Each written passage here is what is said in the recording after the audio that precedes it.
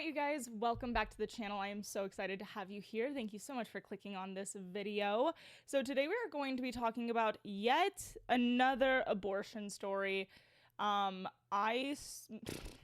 did one last week, and we probably did one the week before that. I feel like I'm constantly making these, and I'm gonna again continue to do it because the point needs to be hammered in, and I'm gonna try a different approach this time. We're gonna talk about this case, but we're also going to kind of take a step back and look at it more on a macro level, because some of y'all aren't getting it. And that's just, that's that. If I look like I'm sitting a little close to the camera, it's because I am. I can't sit all the way back in my seat because my cat is sitting in my seat and he's sleeping and I'm not going to move him. So instead, I'm just going to sit on the edge of the seat and be uncomfortable the whole time. So, that's it. Let's get into it.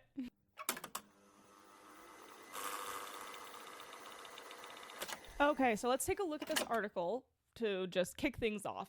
Republican representatives' ectopic pregnancy clashes with Florida's abortion law. Kat Cammick blames left's fear-mongering after medical staff hesitated to give her drugs needed to end pregnancy. Now, there's so much ground to cover, but I guess let's continue to look through this article first.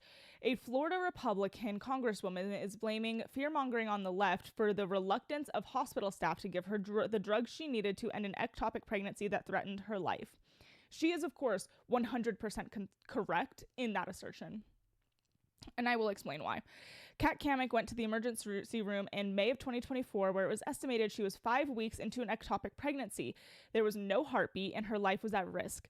Doctors determined she needed a shot of methotrexate to help expel her pregnancy, but since Florida's 6-week abortion ban had taken effect, medical staff were worried about losing their licenses or going to jail if they did. This is the crux of the issue here, truly, because first of all, she's 5 weeks into the pregnancy. If that's true, then none of this applies at all, and I don't know what we're having a discussion about to begin with. Second of all, it's an ectopic pregnancy. That means two things. One, it's not a viable pregnancy. If you don't know what an ectopic pregnancy is, it is when the baby starts forming within the fallopian tubes. That's not where it's supposed to form. It is obviously supposed to form in the uterus, and there's not enough space in the fallopian tubes. The fallopian tubes are like microscopic. They're very, very small. And so obviously it is not large enough to house the baby. They're not going to expand the way the uterus is designed to. And so it will eventually rupture if the pregnancy continues. And that the mother can easily die from that. It is extremely life-threatening. So you have a couple of things going here. One, you have a non-viable pregnancy. So that is a factor. Two, you have a condition that is threatening the life of the mother. And it's worth mentioning at this point that every single abortion law in the United States has an exception for the life of the mother, and ectopic pregnancy is the easiest to diagnose and the hardest to refute when it comes to things that are a threat to the mother's life. Because as I just explained, the baby cannot survive. There is no way for the baby to survive in an ectopic pregnancy because it does not have room to grow. It can't even grow to the point where it could potentially be taken out and put on life-supporting machines outside of the mother's body. It will not grow to that point. So every single state that has abortion laws has an exception for the life of the mother. Ectopic pregnancy is probably gotta be number one, thing that they're gonna be like, hey, this is definitely a threat. So moving on from that, it says that the medical staff were worried about losing their licenses or going to jail if they did. And I touched on this topic on my TikTok last week, which, by the way, if you're not following me on TikTok, what are you doing? That's, it's linked down below. It's always linked down below. Same with my Instagram. And you get a lot of short and fun content on those platforms. And so to not follow me on them is kind of crazy, to be honest. But, get it done, I guess. Anyway, my point here is that it's medical malpractice. And that was the point that I was hammering in last week. And I had a discussion with somebody in the comment section. He was insisting that it was not medical malpractice, and I'm going to walk through why it is. Medical malpractice is when a health professional does not provide the standard of care. Okay, so for every kind of illness or anything that you might go to the doctor for, there is the standard of care. There are the things that the doctor is meant to do. Like you come in with a certain symptom, they're supposed to do X, Y, and Z. That is the standard of care. And for an ectopic pregnancy, the standard of care is to diagnose and then treat. And the treat is often the methodoxorite or whatever that medicine was. And if that does not work, then you have to medically intervene, because if that baby continues to grow, the mother could die. You absolutely have to medically intervene. And to not do so is medical malpractice. And this person who I was having a conversation with, their argument was that because of the abortion ban, that this is no longer the standard of care, and that's just not true. In the state of Florida, if somebody has an ectopic pregnancy, you are meant to terminate that pregnancy if it's not already self-terminated, because it will kill the mother. And the life of the mother is always the priority, even in the states with the strictest abortion bans.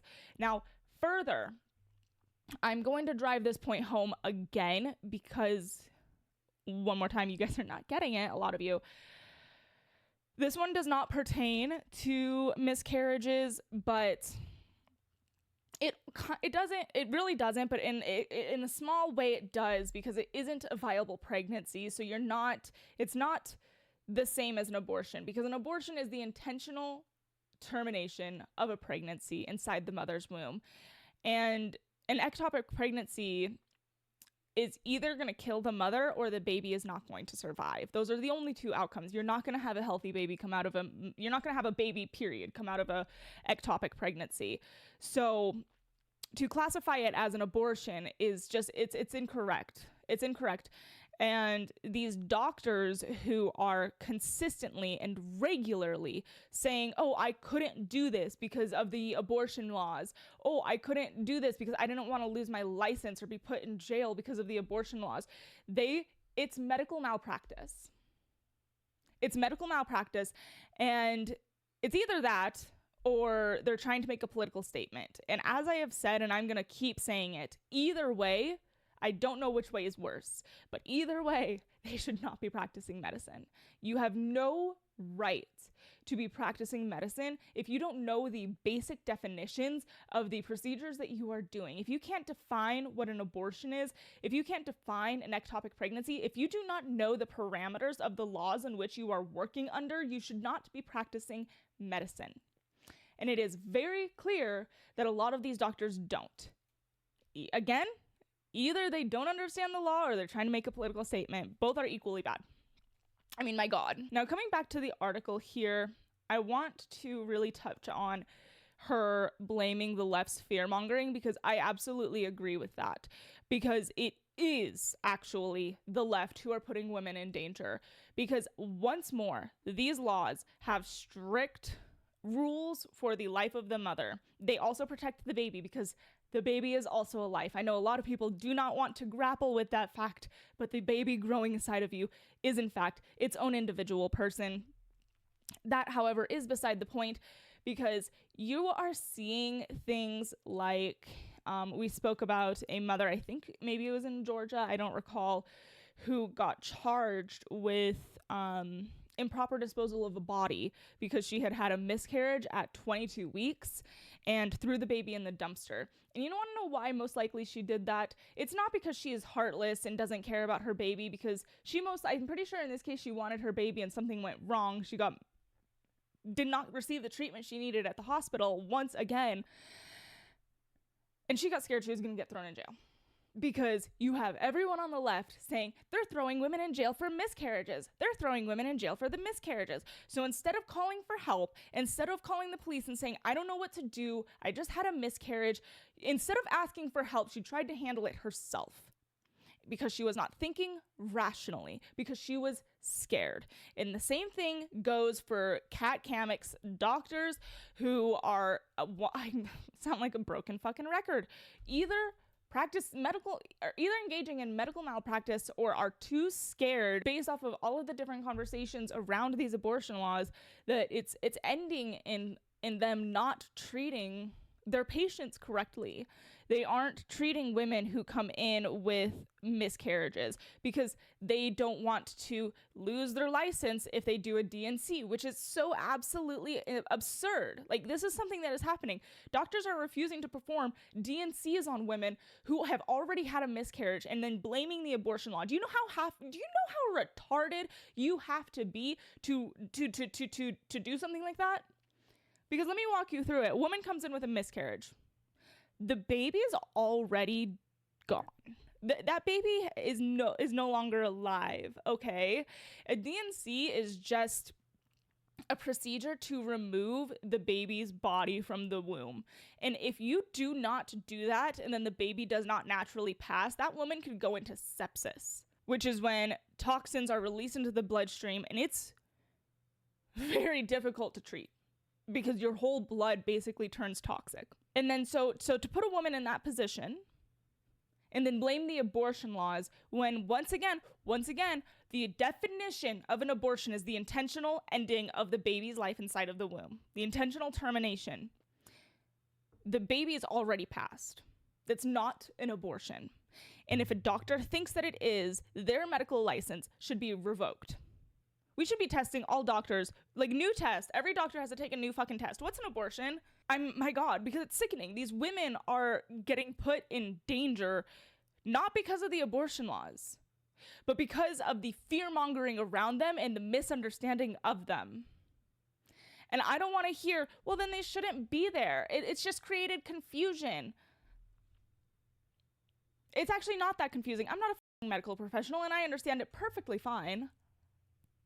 So it's not actually that confusing.